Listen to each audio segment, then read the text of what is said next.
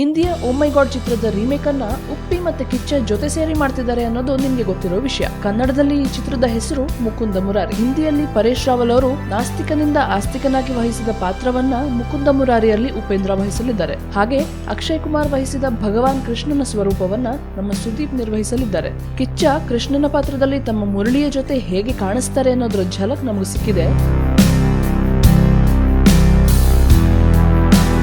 ಮತ್ತೆ ನಿಮ್ಮ ಅನಿಸಿಕೆಯನ್ನ ನನಗೆ ಕಮೆಂಟ್ಸ್ ಬಾಕ್ಸ್ ನಲ್ಲಿ ತಿಳಿಸಿ. ಹಾಗೆ ಲೈಕ್ ಮಾಡಿ, ಶೇರ್ ಮಾಡಿ, ಮತ್ತೆ ಸ್ಯಾಂಡಲ್ವುಡ್ ಸೆಂಟ್ರಲ್ಗೆ ಸಬ್ಸ್ಕ್ರೈಬ್ ಮಾಡಿ.